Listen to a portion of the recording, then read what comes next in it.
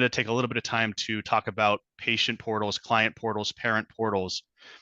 These allow clients to interact remotely with their treatment, right? So they're able to apply conveniently and online for services.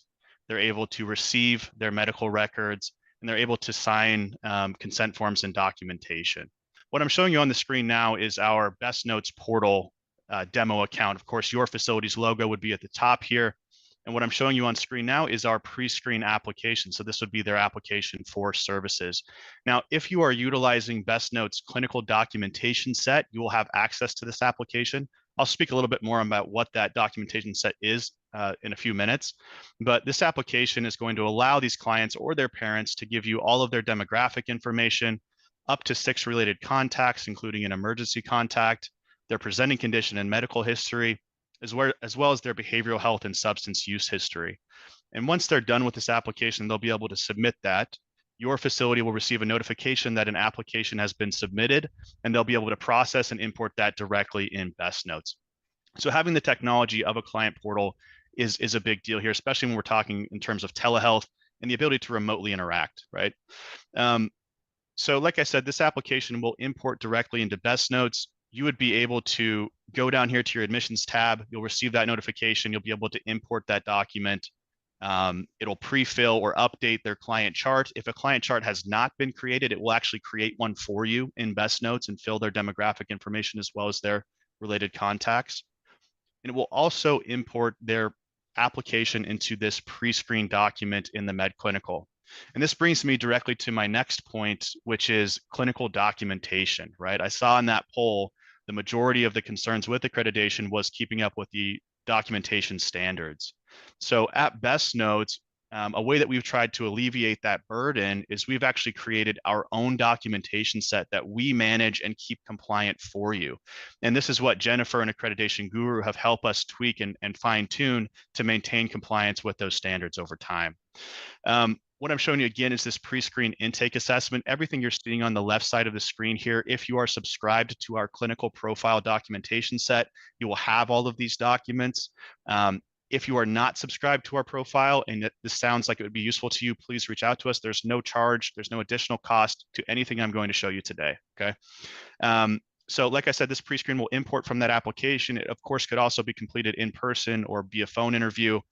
And what's really cool about the clinical documentation in BestNotes is 100% of this client self-reported data that comes here in this intake assessment is going to flow downstream into your CDA, into your biopsychosocial, and from there it's going to go even into the psychiatric, H&P medical, and ultimately the master treatment plan. I'm going to touch briefly on the CDA here. I want to talk about a couple of things here. So another great thing about our documentation is, like I said before, we keep it compliant for you over time, and we will actually push updates to this documentation as new standards are released from these accrediting bodies. So most recently, Joint Commission released their new provider manuals in July.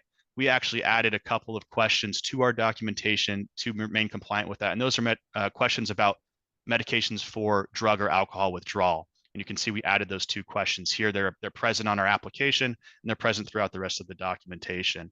Another thing I want to point out here with the clinical documentation is this red text. You'll see it all throughout the assessments. This is what we call provider-facing prompt text. So it's just a guide for your providers. Hey, pay a little bit more attention in this area. Make sure you're covering all of these aspects so that your documentation will be robust and compliant when it comes time for those audits or those surveys. I could talk about clinical documentation all day, and I'm happy to do so. If any of you would like to schedule with me, just email team@bestnotes.com. I'll make some time. But let's move on to my next point in the sake of saving time. The next piece of technology I want to talk about that's important when it comes into accreditation is outcomes and outcome measuring. BestNotes has a service called Outcome Tools, which is integrated with BestNotes. I hope you're all familiar with this. If you're not, I'm going to just show you briefly on bestnotes.com. If you hit over here on our features dropdown, you can click on Outcome Tools, and here's a list of all the standardized questionnaires we have available for you. We also keep these updated over time. A lot of them are automatically scored. Outcome Tools has a robust feature, reporting features. It'll plot graphs for you. There are multiple delivery methods for this, so you can send these surveys to clients via their email. You could even send them post-discharge and gather that post-discharge data, which is super important for measuring effectiveness of treatment.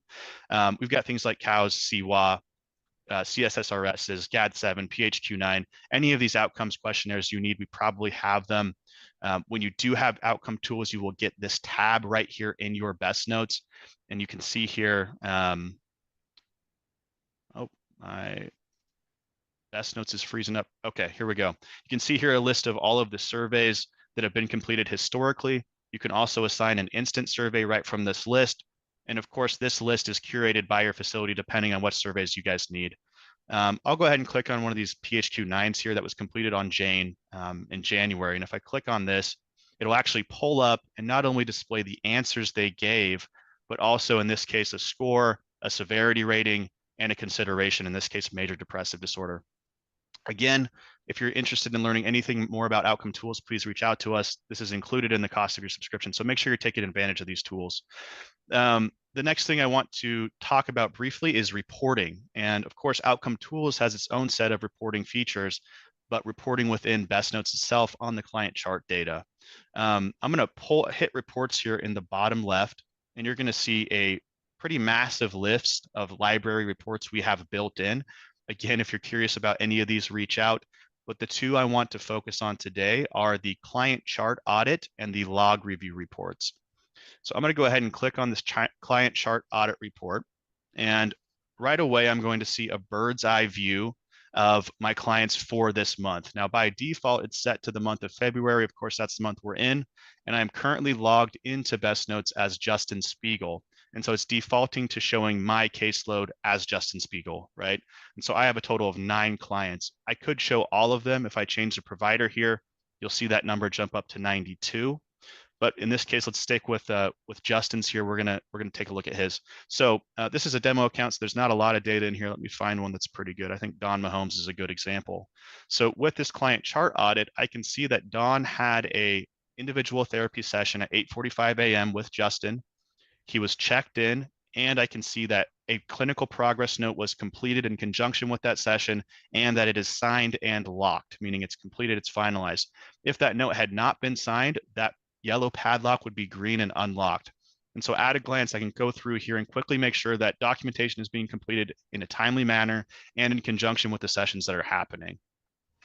We can see his start date was today. He was also enrolled in outpatient on the 7th. He had a case management assessment completed, a case management progress note, and he signed his admissions paperwork that day, which makes sense, right? So that's great. I'm going to move on to the log review report. Again, any questions on this, reach out to us. The log review report is really great for just auditing and making sure that documentation is being completed in a timely manner, making sure that things are getting signed.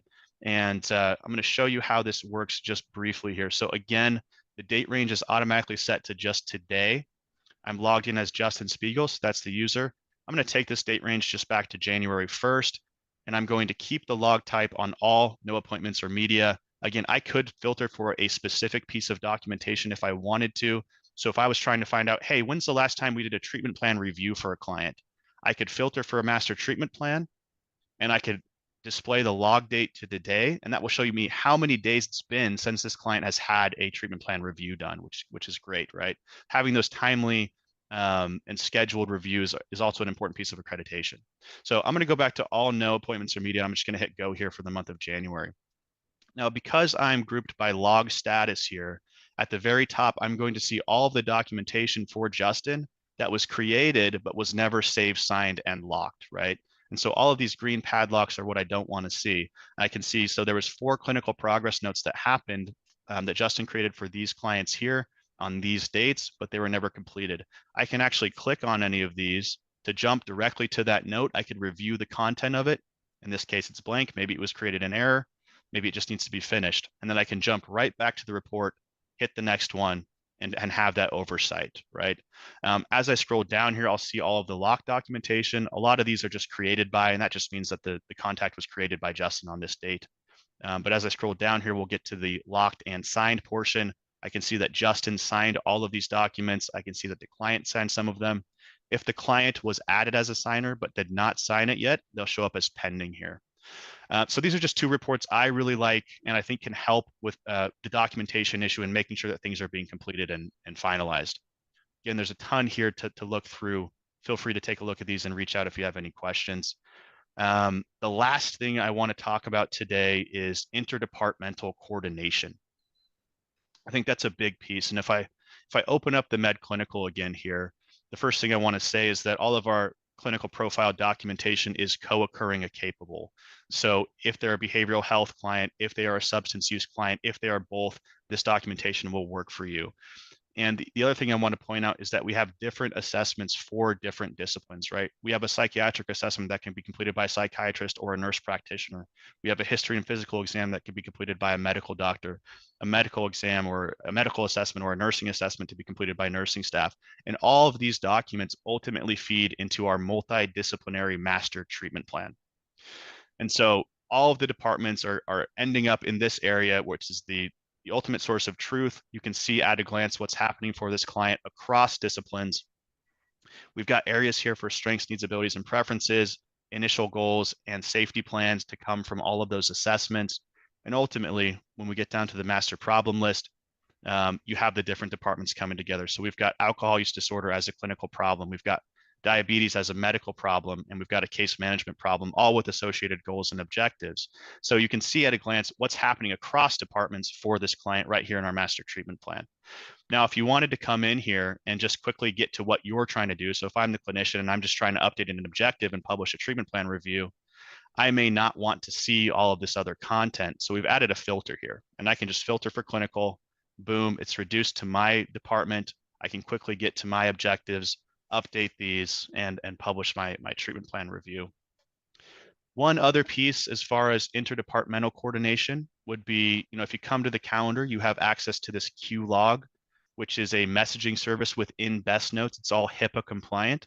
And so I can send messages to my colleagues, to other providers right here from BestNotes.